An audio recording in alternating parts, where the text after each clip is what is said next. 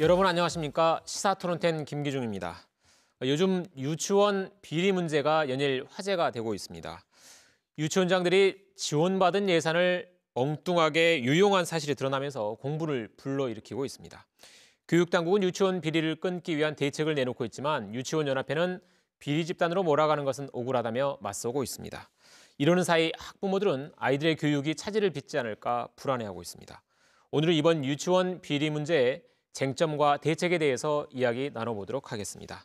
먼저 함께 해주실 분들 소개합니다. 최숙 광주시 교육청 혁신교육과장 나오셨습니다. 안녕하십니까.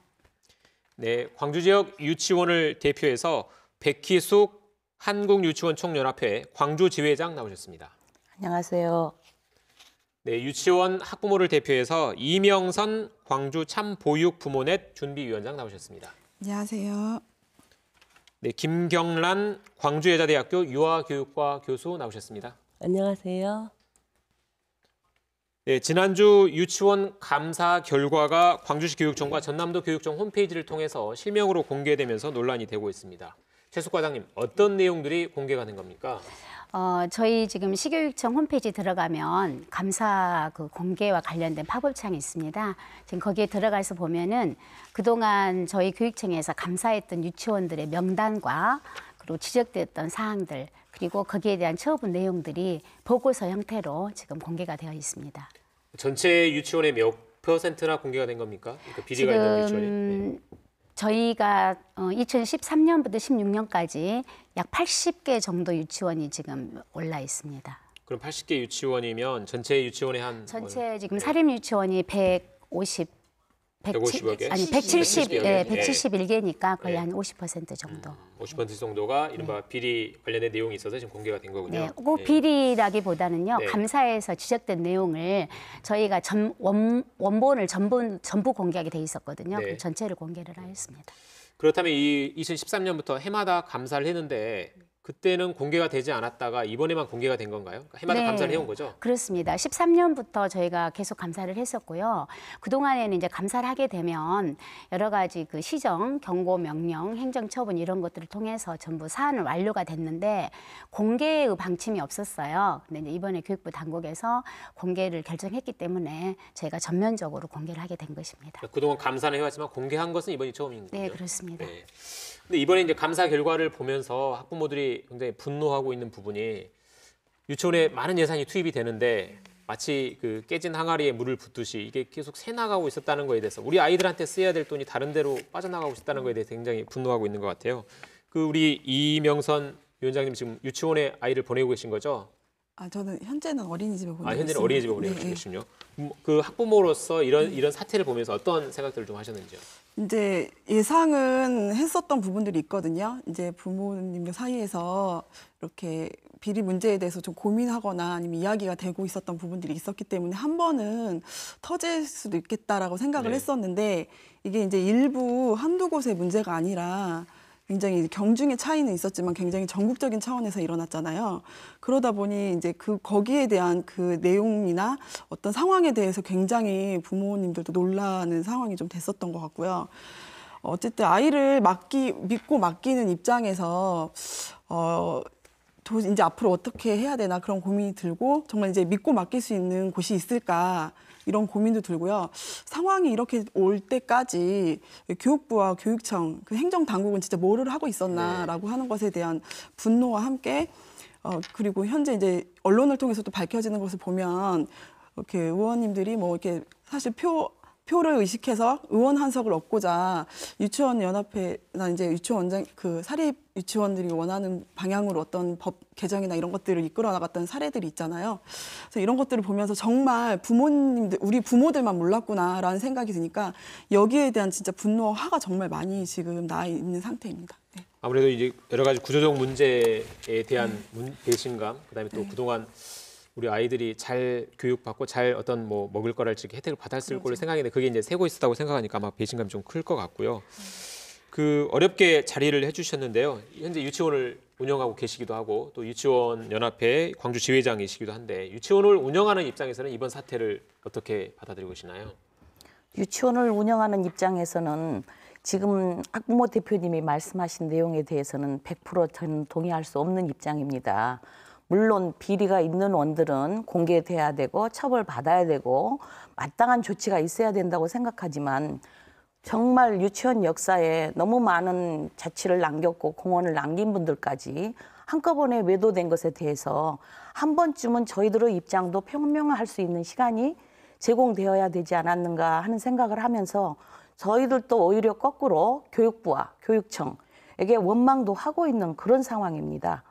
그러니까 과거에 쭉 수십 년 동안 지금 여기 나오신 우리 백희숙 원장님도 한 20년 동안 유치원을 이제 운영해 오셨는데, 네. 그러니까 유치원 교육에 기여하고 또 여러 가지 그 공헌한 바도 있는데 다 비리 집단을 올리는 것 좀 억울하다 이런 말씀이신 거죠? 네, 당연하죠. 그리고 아까 최숙 과장님 하신 말씀이 80개 원이 감사를 받아왔습니다. 2013년도부터. 근데 그 감사를 받은 그 내용에 보면은 정말로 지적사항 정도로 행정미숙으로 또 서류 정리를 좀 잘못했다는 그런 부분들은 저희들이 인정하지만 비리로 몰릴 수 있는 내용들은 극히 제한적인데 온통 나라가 4,000개 유치원이 다 비리로 매도돼 있다는 것에 대해서 저는 가장 안타까운 게 내용 자체가 제대로 공개되지 않았다는 것과 그리고 이제 학부모님들이 너무 혼란스럽게 혼란에 빠지시게 되었다는 것이 안타깝다고 생각하고 있습니다. 그러니까 유치원에 지원된 돈으로 네. 개인 차에 기름을 넣는다할지, 그다음에 또 뭐 어떤 선물을 사는 데 쓴다할지 이런 부분들, 그러니까 이 감사 적발된 사실 자체가 거짓은 아닌 거잖아요. 네, 맞습니다. 그러니까 잘못이 있는 부분은 인정하지만 전부 다 그렇지는 않다는 말씀이신 네, 거죠? 그렇습니다. 어떤 개념이 없는 원장들이 개인 돈처럼 사용했던 것에 대해서는 엄벌이 내려져야 된다고 마땅하게 생각하고 있습니다만 그렇게 무분별하게 사용하지 않는다라는 건 저희 광주시는 2013년도부터 감사를 시작해서 매년 감사 이상의 그런 지도 감독을 받고 있고요. 또 잘못된 것들은 이미 행정 조치가 다 끝났습니다. 17년까지 감사를 받으면서 혹시 집행이 잘못된 예산에 대해서는 환수 조치했고요. 거기에 대해서 응분의 대가를 치른다. 뭐 이런 공개를 한다. 그런 것들은 혹독한 실현은 없었습니다만 당연히 그분들은 통장에 환수 조치도 돼 있었고 적법하게 사용되지 않는 것에 대해서 본인들이 굉장히 미안하게 생각하고 있었던 부분인데 이게 너무 뒤늦게 터진 것입니다. 네. 앞으로 또 차차 또 우리 유치원 원장님의 입장 한번 들어보도록 네, 하고요. 네. 김경남 교수님, 그 학부모들 사이에서 그리고 또 이 유치원 교육 현장에 계신 분들 사이에서는 아마님 뭐 유치원에서 아무래도 이 회계가 좀 투명하지 않다 보니까 좀 쌈짓돈처럼 이렇게 쓰는 부분들이 공공연히 많이 알려져 있었던 거죠. 근데 이게 좀 어떻게 하다가 이게 좀 이렇게 심각한 상황까지 오게 된 건죠? 일단 그 비리라는 거를 보는 관점의 차이가 굉장히 커다란 부분이 있는데요. 유치원이라는 그 건물, 거기에서의 어떤 하드웨어적인 사적인 개념에 그 공적인 지원금이 들어가면서 유치원이 어느 순간 공적인 개념으로 변화되면서 사유재산, 그러니까 취득세라던가 재산세를 내고 있었던 그런 유치원의 건물주, 유치원의 이사장님, 원장님들 이런 분들이 마땅히 그동안 취해야 되는 걸로 알고 있었던 것들이 이제는 부정이나 비리로 읽혀지는 것들. 그래서 사실은 우리가 유치원이 대한민국에서 역사가 이미 100년이 넘었습니다. 그런데 그 100년이 넘는 시간 속에서 공적인 자금이 들어간 거는 2012년도부터였거든요. 그러니까 어떤 외부 환경의 변화로 인해서 안에서의 많은 것들이 정비가 이루어졌어야 되는데 그것들을 이제서야 정비하는 그런 단계를 맞으면서 서로 굉장히 불편한 상황을 맞이했습니다. 생각보다 유치원의 역사는 길군요. 그러니까 네. 사립 유치원의 경우 아이들을 이렇게 교육시키는 대신 학부모들한테 이 유치원 뭐 수업료라고 하나요? 유치원 네, 원비를 교육, 받고 네. 원비를 받고 그 원비로 해서 이제 아이들을 먹이고 교육하고 월급 주고 네. 자기가 이득을 취하는 이런 구조였는데 네. 최근에 이제 그러니까 공적인 예산이 들어가면서부터 이제 이런 문제가 발생하기 시작한 그렇죠. 거군요. 예를 들어서 제가 경란이가 유치원을 다니면 예전엔 경란이 엄마가 살림을 아껴서 교육비를 내셨던 거죠. 그런데 어느 순간 경란이 엄마가 돈을 아끼지 않아도 국가에서 29만 원이란 돈을 주니까 그 세금으로 모아진 공적 자금이 유치원에 투입이 되면서 사적인 개념이었던 유치원이 공적인 개념으로 변화되면서 거기에서 어떤 개념의 차이가 지금 많이 발생한 상황입니다. 유치원도 이제 그 공적인 예산을 받기 때문에 어떤 회계 시스템이 시스템이랄지 이런 네. 부분도 좀 앞으로 이제 좀 바뀌어 개선돼야 될 부분들이 예. 있는 것 같아 보입니다. 그리고 이렇게 이제 공적인 예산이 들어가면서부터 교육청에서 이제 관리 감독을 했어야 했는데 이걸 좀 게을리한 게 아니냐, 감독을 게을리한 게 아니냐 이런 얘기들이 계속 나오는데요. 또 아까 우리 학부모 대표께서 말씀하셨지만 유치원이 갖는 여러 가지 뭐 정치력이라고 해야 될까요? 아니면 뭐 그 표를 좀 모을 수 있다는 이런 것 때문에 이게 감사를 소홀히 한 거 아니냐 이런 부분에 대해서 교육청에서는 어떻게 보십니까? 사실 이제 저희가 감사를 소홀히 했다고는 볼 수가 없고요. 네. 아까 원장님이 말씀하셨듯이 저희 우리 교육청에서는 12년부터 이제 지원이 있었고 13년도부터 저희가 감사를 매년 실시했었고요. 금년에도 지금 후반기에 감사 실시 예정이 있었는데 이번 사건이 터지면서 좀 전수조사 형태로 지금 바뀌어진 상황입니다. 근데 이제 제가 볼 때는 이번에 이런 그 문제가 사회 문제 되면서 사립 유치원에 대한 비난도 있지만 많은 국민들이 교육행정당국에 그동안 그렇게 많은 돈을 줬으면서 뭐 했냐 하는 그런 책임론도 좀 대두가 되는 것 같아요. 이 앞번에 그 공공성 강화 방안을 발표하실 때 유은혜 부총리님께서도 그동안 교육부와 교육청이 어떤 감사를 하고 지도 감독을 하면서 법적인 시스템을 갖추려는 노력을 하지 않았다. 그리고 회계 관리를 보다 투명하게 할 수 있는 그런 지원 체제를 갖추려고 노력하지 네. 않았다는 데 대해서 굉장히 반성을 많이 하셨거든요. 그러면 그래서 1년에 170여 개 되는 이 광주의 유치원에 광주교육청이나 교육부에서 이 지원되는 예산이 얼마나 됩니까? 지금 저희가 지원 예산을 보니까 제가 이번에 이제 살펴보니까요. 나라에서 전체적인 그 보육 예산이 3조 8천억 정도 되더라고요. 그중에서 사립유치원에 대한 것이 약 1조 8천억 정도, 네, 그러니까 약 그래서 2억 정도 이조라는 얘기가 되고요. 나오는 거군요. 근데 저희 강주시 교육청의 그 지원금을 보니까 사립유치원에 750억, 그다음에 어린이집에 약 560억 정도. 그래서 전체적으로 1,310억 정도가 되더라고요. 그래서 광주시 교육청에서만 1,310억 원이 지원이 되는 거군요. 이제 시청 어린이집은 시청이 되는 거고요. 네. 저희는 이제 사립유치원이죠. 그리고 이제 사립유치원에 대해서는 저희 시에서도 한 8억 정도 제가 지원을 받아갖고 지금 지원하고 있습니다. 그러니까 한 유치원당 연간 약 수억 원 정도씩 예산을 지원받고 있는 실정인가요? 어느 정도씩 지원을 아마 받고 있습니까? 유치원의 여러 가지 그 규모나 원에 따라 다르겠는데 네. 저희 현재 지금 예산 이번에 그 통계를 보니까 연 750억이더라고요. 사립유치원에 이제 대해서. 전체적인 지원받는 입장에서는 어느 정도 지원받고 전체적인 입장에서 보자면요. 이걸 총액을 말하면 어마어마하게 큰 숫자죠. 네. 국공립에 지원되는 액수가 훨씬 많지 사립에 지원되는 액수는 그렇게 크지 않습니다. 그런데 이제 저희 어머님들이 학부모님들이 내시는 돈이 22만 원이에요. 지원 받으신 돈이 22만 원이고요. 오후까지 5시까지 아이들을 맡길 경우에 국가가 또 7만 원을 지원합니다. 그러니까 결국 29만 원을 지원을 받고 있는데 전에는 이 지원금이 나오기 전에는 50만 원 정도를 유치원비로 어머님들이 다 내셨습니다. 근데 국가 지원금이 29만 원 나오면서 학부모님들에게는 그게 절감이 된 거죠. 그래서 애초부터 이 국가 지원금은 우리에게 주지 말고 학부모에게 지원해달라.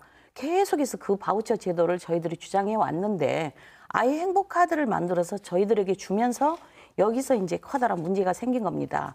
전에 아무렇지도 않게 행복하게 유치원 운영했던 돈을 그걸 국가가 조금씩 담당해 주면서 이 지원금이 들어오니까 국가의 돈을 저희들이 이제 착복하는 것처럼 가는데 한 아이가 다니는 동안 공립에 다니는 아이들, 단병설에 다니는 아이들은 저희들이 토탈 내서 그동안 보니까 113만 원이라는 돈이, 114만 원이라는 돈이 아이들에게 쓰이고 있습니다. 그럼 사립유치원에 다니는 아이들에게는 29만 원 지원금 플러스 교사 처우 개선비를 주고 있거든요. 그리고 학급 그 7년 동안 지금까지 교육비 동결하는데 동결 지원금을 학급당 25만 원씩을 주고 있습니다. 그게 급당입니다. 나누면 유아 한 명당 10,000원씩을 지원하고 있는 겁니다. 그러니까 액수로 따지면 결국 30만 원에 운영비 보조금 10,000원, 뭐 월 10만 원 이 정도로 해서 그렇게 큰 돈이 아닌데 부모님들이 내실 때는 몇 조 이러니까 엄청나게 크게 느껴진다라는 것입니다. 그래서 우리 개인 아이들에게 받는 그 돈하고 학부모가 내는 돈하고 토탈 내서 정리를 딱 해보면은 국가 지원금으로는 거의 교사 인건비로 끝납니다. 그럼 나머지 차량에서부터 그 많은 운영비는 어디서 나오겠습니까? 그래서 학부모가 내시는 돈으로 그걸 담당하게 되는데 거기에는 수혜성 경비라는 학부모 부담금이 있습니다. 급식비며 차량비며 현장 체험학습이며 이런 것들은 그 돈을 남기면은 저희들이 학부모에게 반환해야 하는 제도입니다. 감사를 통해서 이미 2013년에 그게 다 지적이 됐고 그렇게 해야 된다라고 해서 지금 현재 그렇게 지출을 하고 있습니다. 그럼 결국 유치원을 운영하는 것은 지금 현재 저희들은 적립금, 차입금 아무것도 인정이 안 되고 심지어는 아이들 의자 부서지고 하는 리모델링 할 수 있는 돈도 아무것도 없습니다. 그 교육청에서는 750억, 뭐 공주시랄지 이런 데서 또 수백억이 지원되지만 또 유치원을 운영하는 입장에서는 네네. 그 많은 돈이 들어와서 감사만 받지 학부모들이 내던 때와 비교해서 그닥 좋아진 건 아니다라는 그렇죠. 말씀이신 것 부모님 같은데. 줘야 할 돈이 지금 채널이 우리에게 와 있다라는 것이지 크게 거기서 지금 7년 동안 동결돼 있습니다. 근데 그리고, 이제 네. 돈을 내는 원비를 내는 학부모님들 입장에서는 어떻습니까? 사실 이제 이 보육이나 유아교육 제도가 이제 2013년도부터 이제 누리과정 네. 지원이 되면서 무상보육 개념으로 이야기가 됐었잖아요. 근데 실제 부모님들이 부담하는 돈은 큰 차이가 없다라고 볼 수도 있는 것이 이제 아까 말씀하신 뭐 사립 유치원 같은 경우에 이제 제가 이제 이 자리 나오기 전에 부모님들한테 좀 설문조사를 잠깐 돌렸었거든요. 네. 근데 적게는 부모 부담금이 사립 유치원 경우에 12만 원에서 많게는 한 50만 원까지도 좀 됩니다. 그래서 좀 편차가 있는 편이고요. 그러니까 네. 지원받는 금액 외에도 외에 12만 원에서 네. 50만 원을 또 추가로 또 낸다는 거죠. 또 내고 있고요. 그래서 어떻게 보면 이제 학부모들 사이에서는 이게 과연 이 무상복지 개념의 어떤 지원이 되고 있는 게 맞나라고 하는 좀 의구심이나 이런 것들이 종종 이야기 되기도 합니다. 그러니까 무상 보육이다. 이 어린이집도 아니 유치원도 이제 그 여러 가지 지원을 받는다고 하는데 사실 학부모가 내는 돈은 12만에서 50만 원 정도씩 내는 돈은 거의 비슷하고 유치원만 더 많은 이제 29만 원 정도를 더 추가해서 받게 되는 게 아니냐라는 게 이제 학부모님들 생각이신 것 같습니다. 김 교수님, 예. 예. 여기에서 지금 우리가 사립유치원의 이야기를 하고 있지만은요. 이따 이제 추후에 단설유치원에 대한 이야기도 우리가 나누게 될 네. 텐데 단설유치원이라던가 국공립유치원, 병설유치원 이렇게 국가에서 운영하고 지원해 주는 곳에서는 정말 부모님께 부담이 하나도 없는 곳도 있습니다. 그러니까 우리가 이야기를 나눌 때 먼저 언급되어야 될 것 중에 하나가 우리 아이가 어느 기관을 가는지에 따라서 무상보육이나 무상교육이 실현되는 부모님도 계시고요. 그렇지 않은 분들도 계시기 때문에 사실은 그 유치원이나 기관의 문제도 있지만 똑같은 세금을 내는 대한민국의 어머님, 아버님으로서 누군가는 돈을 지불해야 되고 누군가는 돈을 지불하지 않아도 되는 그런 부분에 대해서도 한번 이야기가 될 필요가 있는 부분입니다. 네, 알겠습니다. 저희가 그러니까 이번에 국정감사 관련해가지고 자료를 보면 공립의 경우에 지금 학부모 부담금이 평균 17,000원이고요. 네. 사립 유치원의 경우가 18만 7천 원 정도 나오더라고요. 네. 네, 평균으로. 네, 아까 평균으로. 말한 네. 것처럼 아까 편차가 있기 말씀하신 때문에. 건 이제 네. 너무 어쩌다 한 군데는 그렇게 될지는 네. 모르겠습니다. 네. 너무 과대하게. 그러니까 네, 평균은 네. 한 18만 원 정도. 예, 나와요. 그러니까 예, 큰 이제 어쨌든 그 정도로 큰 지금 차이가 되어 발생이 있습니다. 됐죠. 근데 그게 국공립인지 단설 병설인지 사립인지에 따라서 차이가 발생하게 되는 그럴 거죠. 겁니다. 근데 이제 돈을 내는 학부모 입장에서는 나라에서도 22만 원, 29만 원 준다는데 내가 내는 돈도 18만 몇천 원이 또 된다면 아 이거 무상보육 됐다는데 나는 아직도 20만 원씩 내고 있는 거네라는 생각이 들 수 있거든요. 그래서 그렇다면 그 학부모가 내는 18만 원, 20만 원에 나라에서 지원받는 교육청에서 지원받는 22만 원, 29만 원을 더하면 50만 원 정도. 그래서 학부모 입장에서는 내 아이가 한 2, 30만 원 내고 다녔는데 50만 원 더 많은 교육을 받을 것 같은데 이게 셌다고 하니까 지금 이제 학부모들 입장에서는 좀 분노하는 상황인 것 같습니다. 이어서 어쨌든 비리 유치원 얘기를 좀 다시 한번 해봐야 될 것 같은데요. 교육청 홈페이지에 이 네. 비리 적발에 대한 결과도 공개가 됐지만 비리 유치원 신고센터도 지금 운영이 되고 있죠. 이번에 네, 시작이 된 거죠. 그렇습니다. 네네. 신고센터 운영한 뒤에 혹시 네. 비리 신고 좀 들어온 게 있습니까? 네, 지금 저희가 10월 19일에 그 비리 신고 센터를 지금 저희 팝업창에 띄웠고요. 현재 지금 10월 29일 기준으로 해서 7건 정도가 접수되었다고 열흘 확인되었습니다. 동안 7건 정도가 들어온 네, 거군요. 네, 그렇습니다. 사실 광주는 그닥 많게 접수가 됐다고는 생각이 되지 않습니다. 다른 시도에 비해서. 다른 시도는 그럼 뭐 수십 건 더 많이 들어왔나요? 아마 더 많이 들어온 걸로 알고 있고요. 저희가 이제 신고센터에 그게 교육부에다도 직접 하는 경우가 있습니다. 그래서 교육부에서는 이제 그게 들어오면 그 해당 교육청에 이렇게 이첩을 해주거든요. 근데 교육부에서 저에게 한 건이 왔고요. 다른 시도보다는 더 적은 걸로 알고 있습니다. 여튼 이제 과장님이 보시기에는 적게 들어온 것이지만 일반 시민의 입장에서 봤을 때는 매일 한 건 정도는 비리 신고가 들어온다면 뭐 또 적지 않다고 생각할 수도 있을 것 같고요. 이 유치원의 특성상 아이를 맡기는 학부모 또 그 유치원에 소속된 교사의 입장에서 이게 비리를 신고한다는 게 정말 쉽지가 않을 것 같아요. 그래서 아마 이게 좀 고발하기도 어렵고 이게 좀 드러나지 않았을 것 같은데 주위 학부모님들 어떤 얘기들 많이 하시나요? 이 유치원 비리 사태가 터진 이후에 어떤 말씀들 좀 많이 하시나요? 좀 경험담들이 많이 나왔었나요? 경험담에 그 비리 관련된 것도 있었고요. 뭐 이제 아니면 이제 일상에서 이제 유치원에서 어떤 이렇게 건의 사항 같은 거를 이제 냈을 때 예를 들면 뭐 이제 방과 후 그 활동을 이제 선택하는 문제라든지 뭐 이제 뭐 졸업 앨범비 문제라든지 그리고 이제 이렇게 예를 들면 뭐 간식 문제 이런 것들을 좀 이렇게 이야기를 했을 때 이것들이 이제 잘 반영이 되면 좋았겠지만 이제 예를 들면 좀 사례로 이제 얘기해 주셨던 거는 예를 들면 이제 그런 걸 문제 제기하는 이렇게 엄마들은 조금 이렇게 까다로운 엄마로 이제 그 선생님들 사이에서 이야기가 되면서 이 아이는 모 아이는 이제 엄마가 이렇게 까다롭기 네. 때문에 조심히 다뤄야 된다라고 하든지 아니면 이제 뭔가 문제 제기를 했을 때 이렇게 다른 원으로 옮기시라는 어떤 네. 통보를 받거나 이런 경우도 좀 있었다고 해요. 근데 뭐 이것이 전체적인 이야기는 아니 거라고 생각하고요. 그리고 근데 이제 비리 신고 문제에 있어서는 학부모 입장에서 아이를 맡기는 상황에 이렇게 그걸 신고하는 게 사실 쉽지는 않습니다. 왜냐하면 이것에 대한 어쨌든 아이를 다른 기관에 옮기는 것까지 고민을 하면서 사실 이제 그 어떤 결심을 해야 되는 부분이 있고요. 또 이게 그런 부분에서 이제 좀 어려움이 있고 네.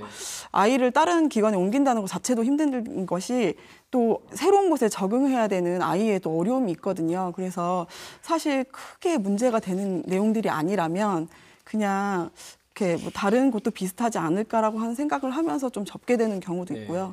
그래서 사실 쉽지는 않습니다. 그렇죠. 쉽지는 않다는 거는 아마 다들 공감을 하실 것 같고요. 그래서 그 이제 저도 유치원 보내면서 이렇게 뭐 화장지하고 물티슈까지도 그 하나하나 다 가져오라고 하는 사례들을 보면서 좀 이해가 안 됐었는데 여하튼 이 유치원이 어떻게 운영되는지에 대해서 그 제대로 된 전수조사를 받고 제대로 된 회계 시스템을 운영한다면 우리는 비리 집단이 아니다라는 이 억울한 누명을 벗을 수도 있는 거 아닌가요? 그래서 네, 그렇습니다. 이 회계 시스템을 좀 도입하고 네. 감사도 제대로 받고 그러면 좋지 않을까요? 어떻습니까? 지금 너무나 감사는 당연하게 받고 있습니다. 네. 그리고 회계 시스템을 도입하는데 제도적으로 저희들이 7년 동안 주장해 왔던 거 정부는 이 제도를 개선해 주셔야만 비리라는 오명을 안 쓰게 되고 정상적인 운영을 할 수 있습니다. 국가가 키워주는 아이는 무상교육으로 114만 원을 쓰고 있는데 우리 아이들이 쓰고 있는 돈은 지금 53만 원입니다. 그러면 질 높은 교육은 학부모님들이 원하시면서 우리가 절대적으로 필요한 경비가 있어야 되는데 원장 봉급 외로는 아무것도 쓸 수 없는 이 시스템에서 과연 우리가 어떻게 아이들을 잘 키울 수 있겠는가. 가령 급식비를 3만 원 받은 원이 있습니다. 5만 원 받은 원이 있습니다. 그럼 어머님들은 3만 원을 내고자 원하시지만 5만 원의 가치를 해주는 것을 원하시거든요. 아까 이제 학부모님 대표께서 말씀하셨는데 비리 있는 원을 이제 센터에 신고하는 것이 어렵지 않다고 그러는데 저희들은 매일 현장에서 엄청 시달리고 있습니다. 비리라는 말이 터진과 동시에 다음날 어머님들이 오늘 간식 사진 찍어서 올려라. 정말 이렇게 많은 시달림 속에 안 살아보셔서 모르실 겁니다. 요즘 아이들이 넘어지기만 하면은 몇백만 원이다. 또 어떻게 하기만 하면 옆집 아이하고 다퉜는데도 저 아이를 저리 내보내라. 우리 아이는 여기 남겠다.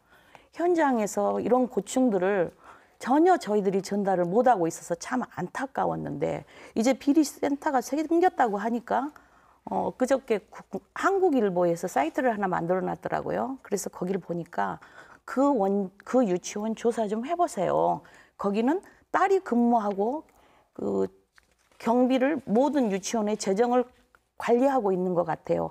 그런 게 비리 집단 아닐까요? 이렇게 떴어요. 자, 그러면은 신고센터에 신고만 되면은 바로 교육청에서는 관리 감독 차원에서 교육부가 하라는 지시 때문에 그러시겠죠. 감사를 나온단 말입니다. 그럼 우리는 언제까지 이 속에서 시달리면서 이 일을 할 수 있는지. 신고센터가 생기면서 모든 원장님들은 진짜 이제 기진맥진해서 이걸 그만해야 되는 상황이 온 것 같다라는 예감을 제가 느끼고 있습니다. 그렇게 힘든 상황입니다. 학부모들은 학부모대로 이제 유치원의 이른바 눈치를 봐야 돼서 그런 걸 말하기가 쉽지 않은 상황이고, 또 유치원을 운영하는 입장에서는 이런 잦은 이런 신고가 가능해지면서 또 운영하기 어려우시다는 건데, 어찌됐든 유치원을 가급적 투명하게 운영해야 된다는 거에 대해서는 공감하시는 거죠? 동의하시는 너무나 거죠? 당연한 네. 그렇죠. 그렇다면 그 국고에서 지원받은 돈, 공적인 예산이 들어오잖아요. 네. 그 예산도 당연히 투명하게 운영해야 된다는 거에서도 동의하시는 거고요. 네, 당연히 지금까지 그래 왔습니다. 그렇다면 지금 사립유치원의 경우에는 유치원을 원장님들이 개인의 재산으로 지은 거잖아요. 그래서 사적 재산이다. 요걸 이제 많이 강조하시는데, 사적 재산을 보호받아야 되는 것과 별개로 어쨌든 단돈 1원이라도 공적인 예산이 들어가는 부분에 대해서는 앞으로 투명하게 회계 시스템을 통해서 운영하는 것에 대해서는 받아들일 수 있는 건가요? 당연히 그건 저희들이 다 준비가 돼 있습니다. 대신 제도적으로 모순이 있는 것은 고쳐주십사. 제도를 도입해달라. 우리한테 우리 유치원에 사립유치원에 맞는 옷을 입혀달라. 이제 저희들이 말씀드리고 싶은 건 바로 그거죠. 그럼 김 교수님, 이 사립유치원의 이 예산 사용 문제, 투명성의 문제, 이거 어떻게 좀 해결하는 게 좋을까요? 네, 사실은 이 사립유치원이 지금 대한민국에서 유아교육을 담당해온 게 100년이 넘는 시간이었는데요. 분명히 여기에는 사적인 재산이 투입된 게 맞고요. 그다음에 지금 많은 비리를 말씀하시면서 굉장히 선전적인 보도가 있어서 저는 좀 안타깝기도 해요. 근데 제가 광주에 있는 유치원을 5년 동안 10개씩이긴 했지만 5년 동안 계속 평가를 다녀본 경험이 있습니다. 근데 유치원 평가를 하다 보면은 굉장히 속속들을 다 보게 돼요. 근데 정말 이 사적 개념이 얼마나 모호한지 제가 말씀을 드리면은요. 어떤 원장님께서는 우리 집에서 뭐가 맛있는 게 뭐 장이 맛있다. 그럼 장을 다 퍼가지고 오세요. 그래서 아이들 급간식을 만들 때 그 장을 사용하신다던가, 심지어는 유치원 리모델링을 하는데 리모델링을 하는데 비용이 없는 거예요, 유치원에. 그러니까 개인이 대출을 받으세요. 그래서 개인이 대출을 받아가지고 이자가 발생하니까 이자는 유치원 원비에서 꺼내 쓰신 거예요. 근데 누가 이거를 비난할 수 있겠습니까? 그러니까 이게 유치원이 내 건 줄 알고 가져가는 것만 지금 선정적으로 보도가 되어 있는데, 유치원이 내 거라고 생각하고 내 아이들이라고 생각했기 때문에 집에 있는 걸 퍼 가지고 오시는 분도 계시고요. 또 하나는 법인카드가 이제 다 너무 이제 한도액이 다 차니까 선생님들을 모시고 식사를 해야 되는데 거기서 업무 추진비를 법인 회계, 그러니까 회계 카드로 할 수 없으니까 당신이 사적인 카드를 쓰신 거예요.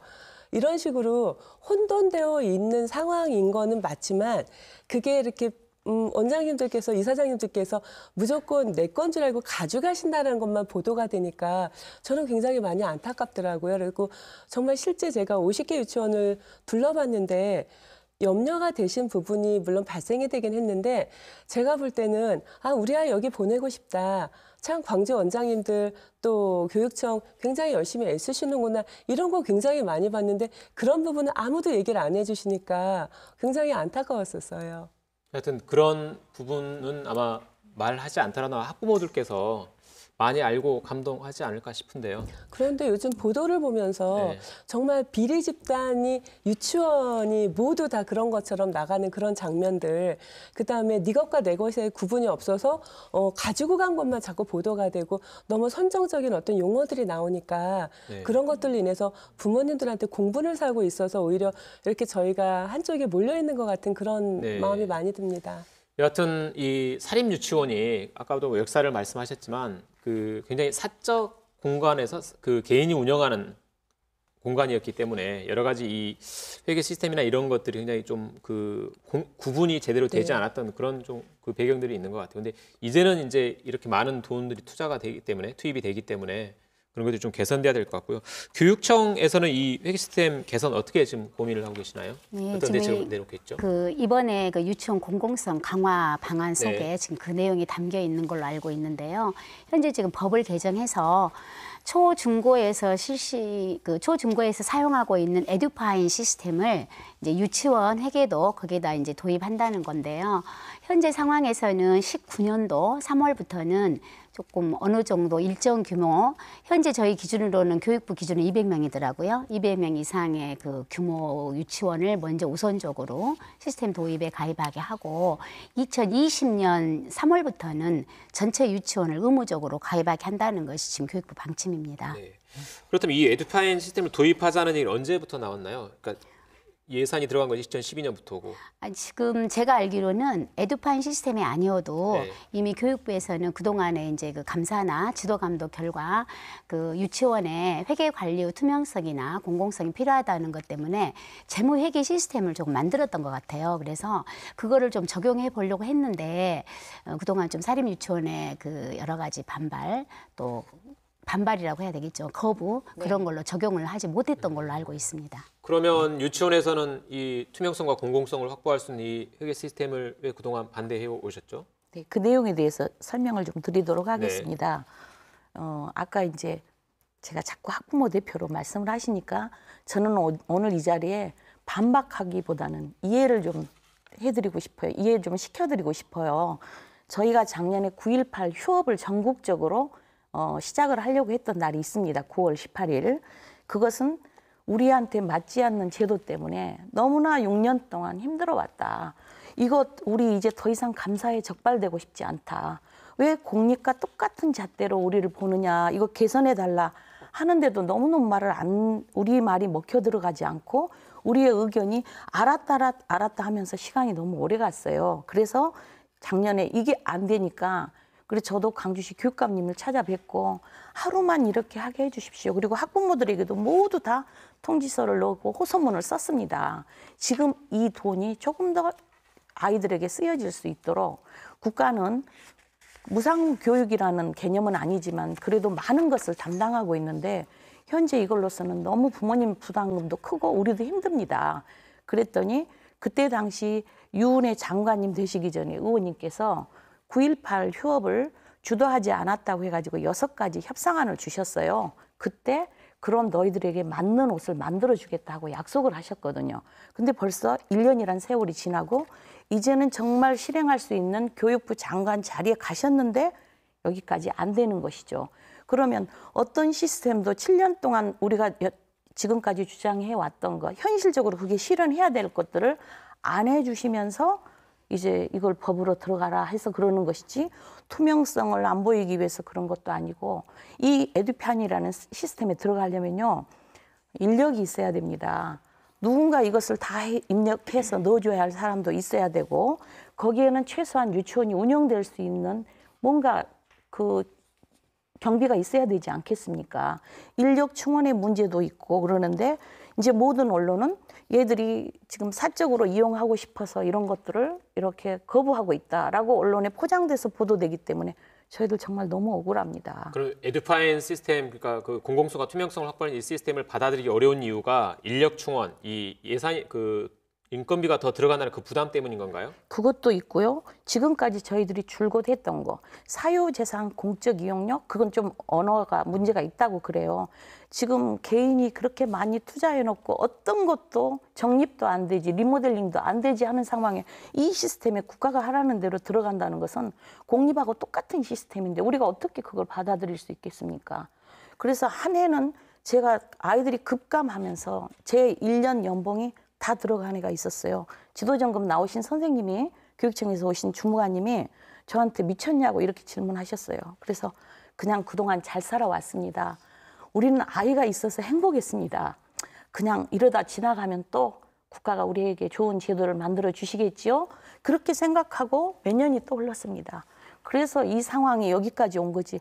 학부모님들을 불편하게 해드리면서 우리의 사리사욕을 위해서 지금 주장하고 있는 건 절대 아닙니다. 아까 말씀하신 에듀파인 대신 맞는 옷이라고 표현하셨던 회계 시스템 어떤 걸 말씀하신 겁니까? 원하는 회계 시스템 어떤 거죠? 저희들이 아까 말한 그 사유재산 그러니까 국가가 그 지금 공영형 유치원을 자꾸 저희들에게 이제 신청하라고 그러는데 공영형은 3년 동안 임대료를 국가가 주고 있는 겁니다. 사립 유치원에도 신청만 하면 3년 동안 모든 교사 경비며 학부모 부담금이며 일체 없이 거기에 들어가는 그런 것은 국가가 빌렸을 때는 그게 가능한데 왜 사립에는 이렇게 운영할 수 없는데 이게 안 되느냐 저희들이 말씀드리고자 하는 것이 그런 내용입니다.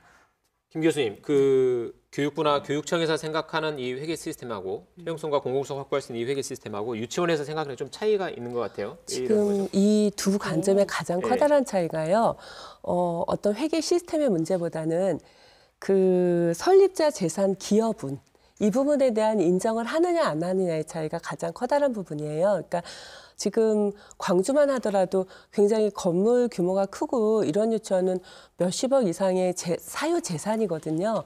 그런데 그런 부분을 투자하고 나서 내가 월급만 고용된 사람의 월급만 내지는 이사장님 같은 경우 설립자 같은 경우에는 명예만 있을 뿐이지 거기에서 급여 발생이 안 되는 게 원칙입니다. 그런 부분에 대해서 처음부터 그거를 인정하고 시작이 된 게 아니고 2012년도 이전까지는 그런 부분에 대해서 전혀 언급을 하지 않고 회계감사가 진행되지 않았다가 2012년도부터 만 5세 누리과정 지원비가 국가 재원이 들어가면서 그때도 우리가 이것을 넣었을 때 너희가 이런 변화를 해야 돼 이런 합의 과정이 없었던 거죠. 그런 주지가 없는 상태에서 부모로부터 받은 돈을 국가가 주었고 그러면서부터 변화가 되었어야 되는데 유치원 입장에서는 똑같은 교육비를 받고 심지어는 교육비가 더 인하되는 부분이기 때문에 그냥 그렇게 지낸 시간이 5, 6년이 되어버린 겁니다. 그래서 이 건물에 대한 비용을 국가가 그냥 사용하는 것으로 하느냐 아니면은 사유 재산이기 때문에 그 비용을 우리가 임대료든 아니면은 어떤 기여분이든 이거를 인정하느냐 안 하느냐의 차이가 가장 커다란 관점의 차이입니다. 설립자의 기여한 부분, 재산 투자에 네. 대해서 이걸 인정하느냐 안 하느냐의 그 관점의 차이가 있다는 말씀이시고요. 네, 그렇습니다. 어쨌든 늦었지만 투명한 회계 시스템을 도입해야 된다는 거에 대해서는 다들 공감하시는 거고요. 네, 그런데 네. 그 부분을 인정하고 가느냐 안 네. 하느냐의 또 커다란 그러면 난제가 교육부에서도 지금 회계 시스템에 대해서 그 시스템 운영 구축비를 예산 지원을 계획하고 계시더라고요. 그리고 이제 그 연수도 좀 시키고 그다음에 관련된 그 인력 지원 그리고 이제 옆에 있는 국공립 단설 유치원이라든가 초등학교가 그 멘티로 해서 서로 이렇게 그 회계 시스템을 좀 익히고 활용하는 역량을 강화할 수 있도록 계획을 수립하고 있는 것으로 알고 있습니다. 그거보다는 네네. 저희들은 제도에 먼저 개선이 있어야 되지 시스템도 운영이 되는 것이지 시스템만 작동되는 것은 저희들은 맞지 않다고 생각하고 있는 부분이어서 투명성이나 이런 것을 거부하는 건 절대 아닙니다. 네. 네. 그렇다면 회계 시스템의 문제는 이렇고요. 광주에 있는 이 유치원 어린이 5명 가운데 4명은 사립 유치원에 다니고 있습니다. 대부분의 어린이들이 사립 유치원에 다니고 있는데 지금 이 교육청의 계획은 5명 중에 2명, 그러니까 약 40% 정도의 학생을 그 국공립 유치원으로 만들어 국공립 유치원에 다닐 수 있도록 하겠다라는 게 계획인 거죠. 2년 뒤에. 네네, 이거 그렇습니다. 가능한 건가요? 2년 지금 현재 원래 이제 문재인 정부님께서 문재인 대통령께서 국정과제로 2022년까지 40% 지원을 하시겠다고 한 거를 이번 사건이 생기면서 1년 앞당긴 걸로 알고 있습니다. 그래서 교육부에서도 지원율을 높이기 위한 여러 가지 그 방안을 지금 다양하게 내놓고 있어요. 그래서 우리 시교육청에서도 현재로서는 이 대도시 밀집 지역에서 새로운 단설 유치원을 짓는다는 게 굉장히 힘들고 또 단기적으로 지원율을 높이기 어려워요. 그래서 거기에 대해서 지금 생각하고 있는 게 아까 원장님 말씀하셨듯이 공영형 유치원. 그래서 저희가 지금 공모를 이미 했고요. 2개의 유치원이 지금 신청을 해서 심사 중에 있습니다. 그리고 그 이외에 이제 폐원하고자 하는 유치원이 있다면 매입형이라든가 또는 이제 교육부에서 발표했던 여러 가지 그 장기 임대형이라든가 뭐 그런 것들까지 지금 고려를 하고 있습니다. 그리고 현재 이제 한 가지만 더 말씀드리면 저희 이제 공립에 있는 그 현재 병설 유치원 한 학급, 2학급짜리가 있어요. 그런 학급을 좀 증설해서 규모가 어느 정도 좀 되는 그런 유치원으로 변화시키려는 그런 노력을 하고 있고 그 중고등학교도 유효부지가 있으면 그런 단설 유치원 설립까지 계획하고 있습니다. 이명선 위원장님, 그러면 학부모 입장에서는 이 국공립 유치원, 뭐 공영형 유치원 이런 게 늘어난 것에 대해서는 당연히 반기는 건가요? 그렇죠. 그 굉장히 이제 원하고 있는데요. 이제 지금 국공립 시설이 이제 예를 들면 그 부모들이 보내고 싶지만 특히 이제 인구 밀집 지역에는 없다 보니까 사실 이제 보낼 수가 없어서 사립 유치원을 선택하는 경우도 있고요. 그리고 이제 직장맘이라든지 맞벌이 가정, 그리고 어떻게 보면 한부모 가정이라든지 아이를 장시간 맡겨야 되는 부모님들 입장에서 이제 좀 개선해야 될 점이라고 생각을 한다면, 이게 그 운영 시간이나 이런 게 국공립에 보내곤 싶지만 운영 시간이 좀 그 부모님들이 어떤 생활 패턴에 맞지 않아서 짧죠. 예, 맡길 수가 없는 좀 어려움이 좀 있거든요. 근데 지금 서울시에서 에듀케어 반이라고 해서 아침 7시부터 8시까지 그런 이렇게 맞벌이 가정이나 장시간 아이를 맡겨야 되는 부모님들을 위한 좀 제도를 지금 운영을 하고 있거든요. 그렇게 되면은, 그리고 그런 방학 기간 없이 쭉 이제 운영이 되고, 뭐 중간에 어떤 휴가라든지 이런 것들이 있을 때는 체험학습증 같은 걸 내가지고 부모님과 함께 시간을 보낼 수 있는 그 제도가 좀 마련이 돼 있어요. 그래서 저는 이런 부분들을 이렇게 병설 유치원이라든지 지금 단설 유치원에 대한 어떤 국공립 유치원에 대한 요구사항은 이제 부모님들이 많이 있으신데요. 이런 걸 좀 제도적으로 네. 조금 개선을 해서 좀 진행이 됐으면 좋겠다는 생각은 좀 듭니다. 국공립 유치원이 늘어나는 거는 반기지만 그 운영 시간이랄지 네. 그다음에 또 여름이나 겨울 때 방학을 좀 짧게 한달지 이런 식으로 좀 사립처럼 이 맞벌이 부모들이 좀 마음 놓고 보낼 수 있도록 국공립도 좀 변화가 필요하다 그런 예, 좀 요구사항이 그런 게 있으신 것 같고요. 함께 병행이 되면서 네. 좀 국공립 확충되기를 지금 부모님들 많이 바라고 네. 계시죠. 네. 근데 사립 유치원 입장에서는 국공립이 늘어나는 거 이게 좀 반기기 어렵죠? 어떻습니까? 그동안에는 많이 반대해 왔습니다. 네. 그런 입장보다는 네. 현재 국공립이 충원율 83%로 저는 확인했습니다. 네. 무상교육임에도 100%가 되지 않는다는 것은 뭔가 문제가 있다라는 것을 우리가 느낄 수 있죠.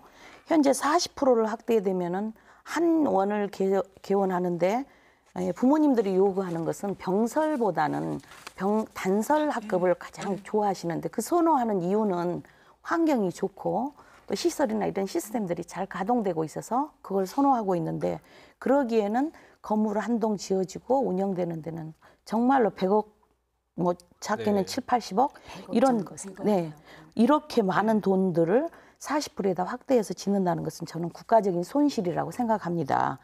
60%를 지금 사립이 맡고 40%가 충원이 된다면 60%를 맡고 있는 사립의 아이들에게 정책적으로 균등 지원해주면 그 많은 예산을 들이지 않고도 사립의 아이들도 국공립의 아이들도 다 같이 40% 확대했던 것보다 훨씬 교육적인 효과를 누릴 수 있고 많은 혜택을 전 국민이 받을 수 있지 않을까 하는 생각을 하고요. 저출산 시대에 40%만 전액 지원받는다. 이건 저는 불평등이라고 생각을 하고 있어요. 그래서 엄마가 선택할 수 있도록 공사립 다 같이 지원해주면 많은 국공립을 짓지 않아도, 국가는 많은 예산을 소요되지 않아도 이걸 다 해결할 수 있지 않을까, 그런 대안을 저는 네. 생각해봤습니다. 사립 유치원에서는 뭐 이렇게 주장하실 수 있을 것 같고요. 김 교수님 어떻게 보십니까? 국공립 유치원 40%까지 확대에 대해서. 저는 지금 국공립 유치원 40% 확대에 대해서 우려가 되는 점이요. 물론 지금 비리라는 그런 오명을 쓰고는 있지만 대한민국의 유아교육의 역사에 있어서는 사립유치원이 기여한 바를 무시할 수 없고, 그다음에 우리가 80년대에 유아교육진흥법이라는 게 만들어지면서 그 당시에 우리나라 유치원의 취원율이 만 5세가 1% 정도였었거든요.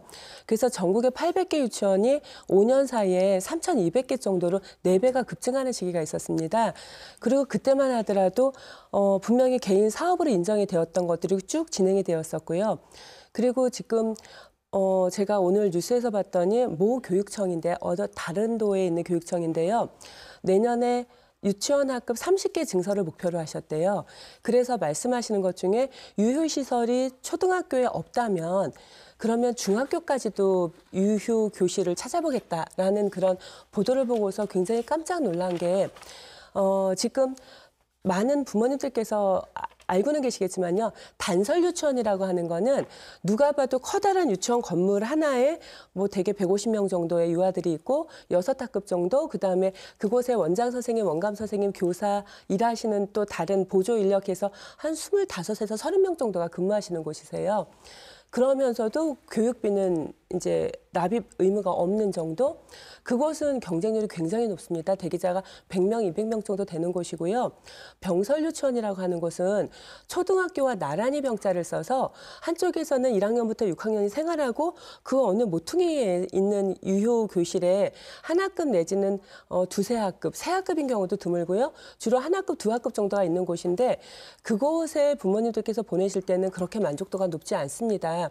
그런데 30개 교실이라고 했을 때 6개 학급 단설 유치원 5개를 짓는 게 아니고 어느 교실이든 유아가 있을 수 있는 공간을 찾아서 30개 학급을 만들겠다.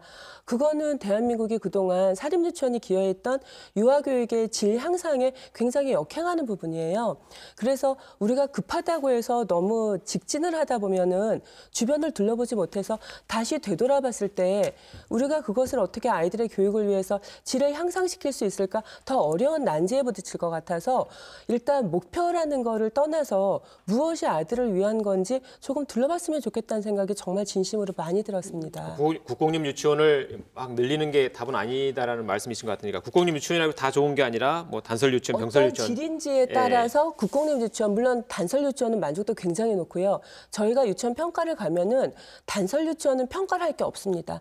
정말 100점 만점을 다 드리고 올 수 있는 상황인데 그곳에 지원이 되는 그 국가의 재정을 보면은 굉장히 많은 것들이 되는데 지금 과장님께서 말씀하신 것처럼 그 토지 자체가 국가의 소유임에도 불구하고 99억 8천 정도를 단설 유치원 설립비로 보더라고요. 그런데 유지비는 더더욱이 많이 들어가는 네. 부분입니다. 그래서 그렇게 할 수 있다면 저는 찬성합니다. 그런데 근데 이제 교수님이 말씀하신 부분이 굉장히 공감이 되는 부분이에요. 저희가 지금 아까 원장님이 말씀하셨듯이 국공립 유치원 지원율이 지금 낮은 곳이 있거든요. 그게 대표적인 데가 지금 병설 유치원 한 학급, 두 학급짜리입니다. 그래서 우리 교육청에서도 지금 현재 그 유치원 공공성 강화 추진단이 만들어져 있어서 굉장히 깊이 있는 논의를 하고 있는데 지금 현재 한 학급, 두 학급짜리 병설 유치원을 저희가 적어도 4학급 이상, 그러니까 이번에 교육부에서도 4학급 이상은 원감을 전부 준다 그랬거든요. 그래서 4학급 이상의 유치원으로 지금 전환하는 그런 걸 굉장히 지금 고심을 하고 있어요. 그래서 무조건 수를 늘리기 위해서 한 학급짜리를 늘리는 것은 결코 바람직한 대안이 아니다. 적어도 유치원다운 어떤 규모를 갖추고 또 운영할 수 있는 3, 4, 5세 각각 반이 있어야 되는데 한 학급짜리는 이게 통합으로 운영되고 그러거든요. 정말 어쩔 수 없이 저소득, 사립유치원은 못 보내고 그냥 가까운 그런 그 원화들이 많아요. 그래서 저희가 그런 데 대한 문제의식을 가지고 지금 해결책을 찾아보려고 굉장히 노력하고 있습니다. 과장님 그러면 실제 국공립 유치원의 충원율이 정말 83%인 게 맞아요? 다 안 방금 채워지는 거예요? 말씀하신 것처럼 단설은 정말 대기자가 많고요. 병설 유치원 한 학급, 두 학급짜리는 3, 4, 5세 반이 각각 있는 게 아니라 이렇게 통합이 되어 있어요. 네. 그러다 보니까 좀 열악하고 부모님들이 조금만 경제 여력이 되면 사립으로 보내려고 생각하세요. 아까 원장님 말씀하셨듯이 그 경제적인 부분에 있어서 어쩔 수 없이 이제 한 학급짜리 병설로 오시는 경우가 많거든요. 정말 그건 정말 추가로- 저희가 앞으로 이렇게 지양하고 네. 그런 부분을 어떻게 지금 대책을 마련할 것인가 고민을 많이 하고 추가로 있는 정말 얘기입니다. 말씀드리고 싶은 사항이 저희는 이제 평가를 가다 보니까 유치원 살림을 모두 보고 유치원의 일과를 보게 되는데요. 그렇죠. 우수한 선생님들, 병설 유치원 선생님들 임용 통과해서 전문적인 자질이 있으시고 열정이 있으세요. 그런데 만 3, 4, 5세가 한 학급에서 교육이 진행되고 그렇죠. 아무리 초등학교 행정실에서 도와주시고 교장 선생님께서 원장 역할을 공감을 하고 해주셔도 네. 그렇죠.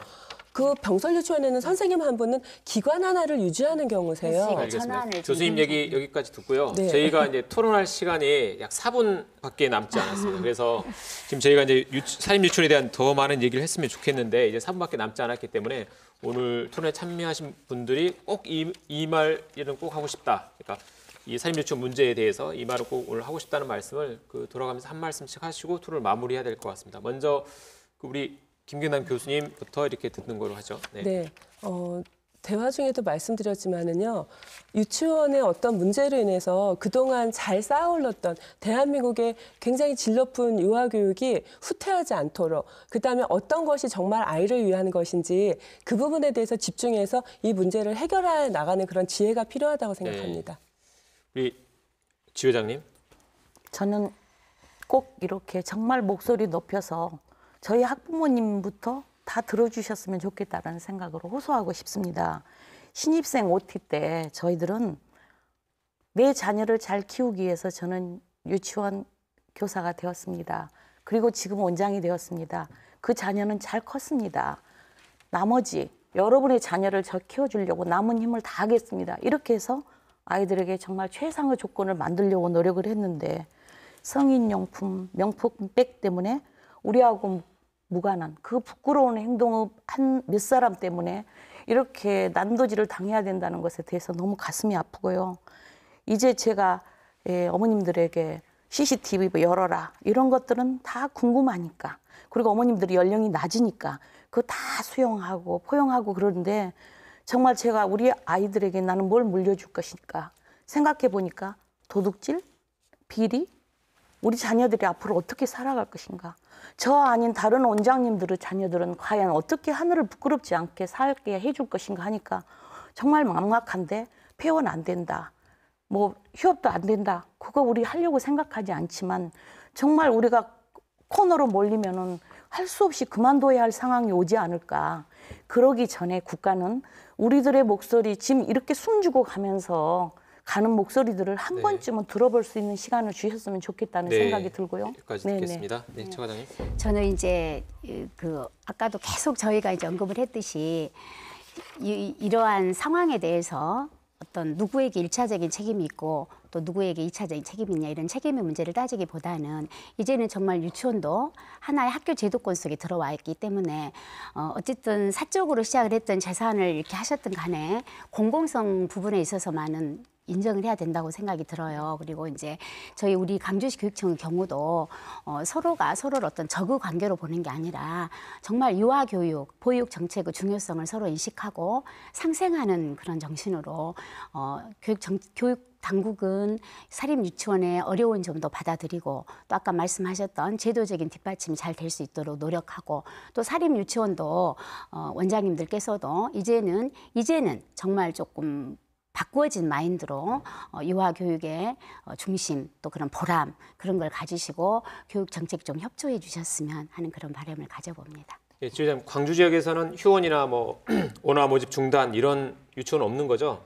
계속 그것은 해서는 안 되는 일이라고 저희들이 계속해서 강조하고 있습니다. 강조하고 계신 거고요. 네네. 예, 마지막으로 우리 학부모를 대표 오셨으니까요. 말씀 네. 들어보겠습니다. 저희 부모들도 모든 유치원을 비리 유치원이라고 보고 있지 않습니다. 그래서 이번 기회로 정말 열심히 하시는 곳들과 어떻게 보면 잘못된 관행을 저질렀던 곳들이 어떤 이런 게 좀 잘 가려졌으면 하는 바람이고요.